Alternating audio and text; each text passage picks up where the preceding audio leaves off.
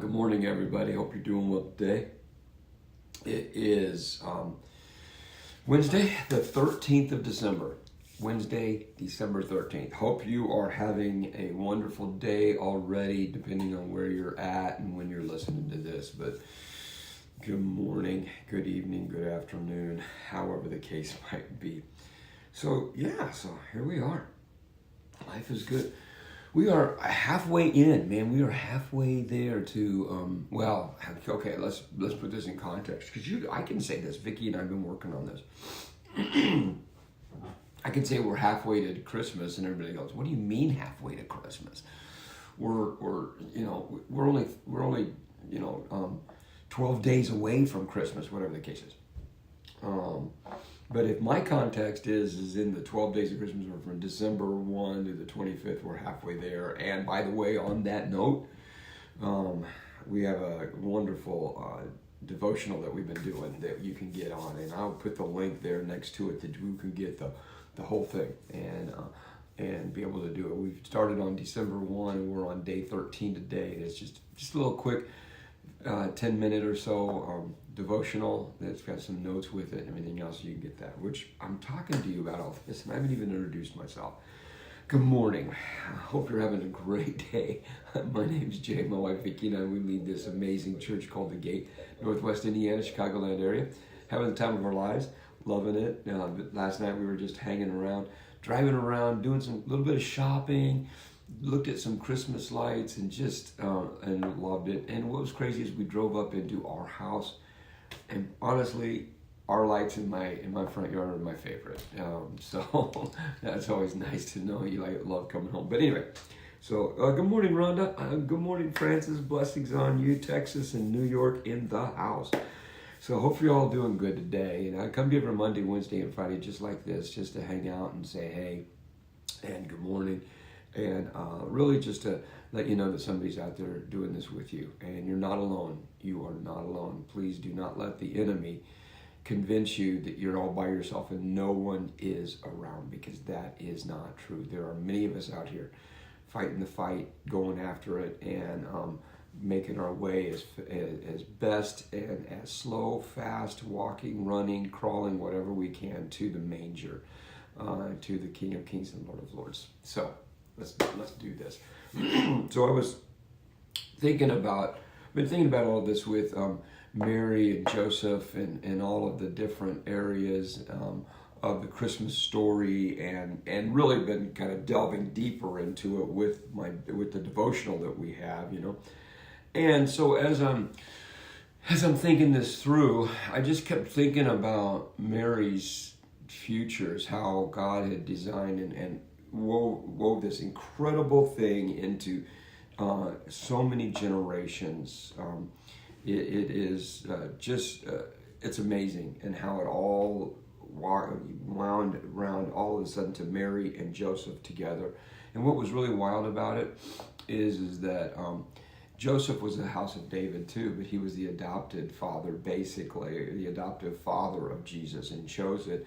But Mary was in the line of David. And it's just, you're sitting there going like, Jesus had the whole thing, the spiritual, the physical, everything just completely together. Destiny is in the place and everything else. And it got me to thinking about each one of our destinies. And I started thinking about this during Christmas. Is that what an incredible time to celebrate this, the Immaculate Conception, celebrate the Magnificat in the, as it's known as the Song of Mary, on down the line. It's absolutely amazing to celebrate all this, and yet the whole thing is dealt in the idea of destiny. And no matter how old you are, your destiny is there. No matter what conditions are around you, no matter who's in your life, no matter anything your destiny is right there in front of you. All you have to do is just reach out and grab it. Or just wake up today and decide, I'm going to take one more step toward my destiny. And just allow it to begin to unfold in the most amazing adventure that you can possibly have.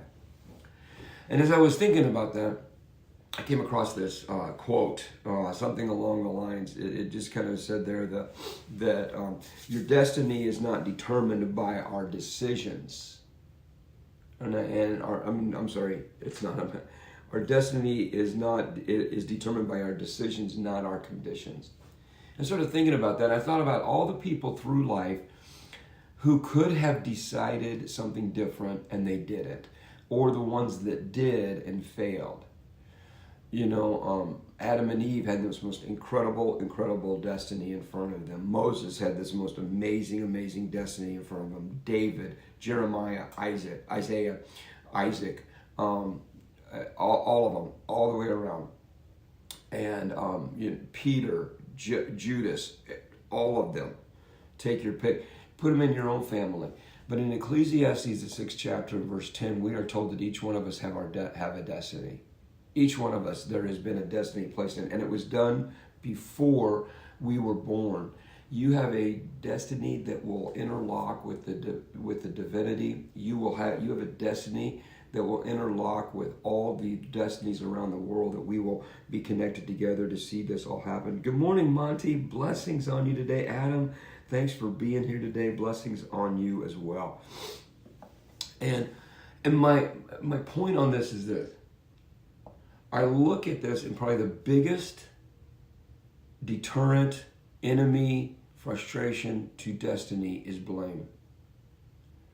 I think that for so many of us, in many times, we are handed a destiny and it begins to unfold quietly, and all of a sudden, we like, wait a minute, no, I can't do that because of the conditions that we're in. Adam had an incredible destiny, but he chose to blame God for the woman that God gave her. Eve could have had an amazing, beyond measure destiny in a greater capacity than she did, but she chose to blame the serpent.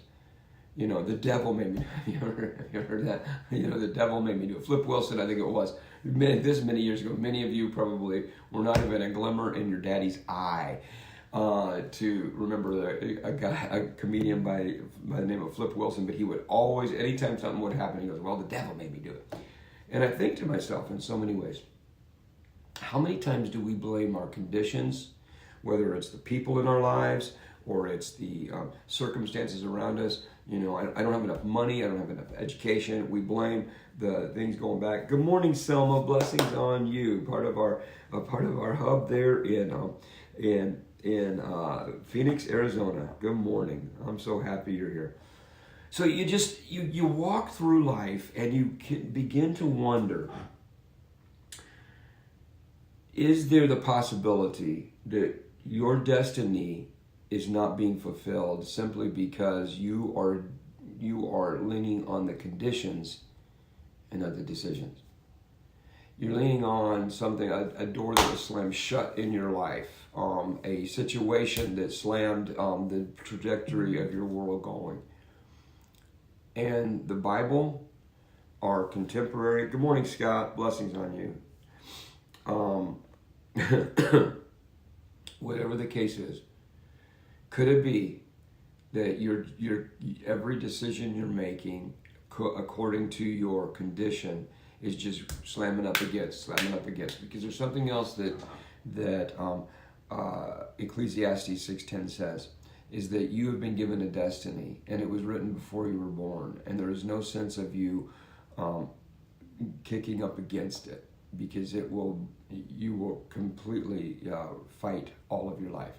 And I think if you've known some people in your life that just seem to constantly just be going in circles all around and around, and they just keep coming back to the same place. So like in this revolving door, just going around, and the whole pivot, the linchpin of the pivot that they keep going around and around in and not making any progress whatsoever, is simply the idea that they are blaming their conditions, people, whatever the case is, and they just keep coming around to it for this one reason.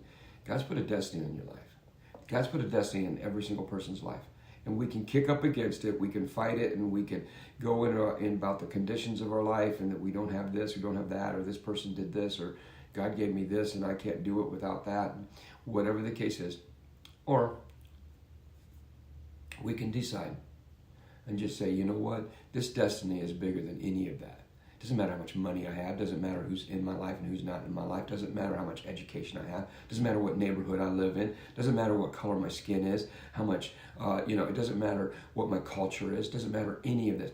What matters is the King of Kings and the Lord of Lords, the divine creator of all of this and the author of man's first breath simply said to you, I've given you a destiny. Now get up and go do it. Get up and make today count. Bam, that's all I've got for you today. And I think I kind of got a little bit into some preaching there, but that is exactly what this season means. This season is a physical reminder that each one of us have a destiny.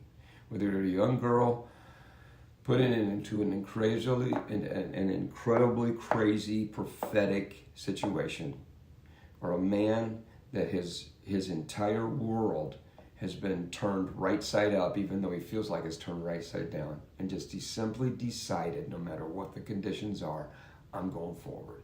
And I'm going to make this destiny work. That's what we need. That's what we need in this whole thing. So that's what I've got for you today. So I share this post with somebody. Somebody's out there that they're constantly blaming everything around them. They need to hear this. And or just take the words that I've shared with you and just take them and go talk to somebody about it. Bring them on, bring them together, share it, all that good kind of stuff. Let me pray for you today, and then let's go forward during this Christmas, this wonderful Christmas season as we advance to the manger, okay? Heavenly Father, I thank you so much for you are the King of Kings and the Lord of Lords. I thank you for you have been given all authority in heaven and earth, and you have transferred that to us that we can walk truly in our destiny, no matter what the conditions are. All we have to do is decide. All we have to do is just step up and make one step forward toward you. Whatever that takes, we will do that. And I thank you for this. I ask your will be done, that you would bless every single one that is hearing this, and you be given glory and all this. In Jesus' name I pray. Amen. Blessings on you, every one of you. And don't forget, make today count, because you're better than yesterday, but you're not near as good as tomorrow. All right? Have a great, great day.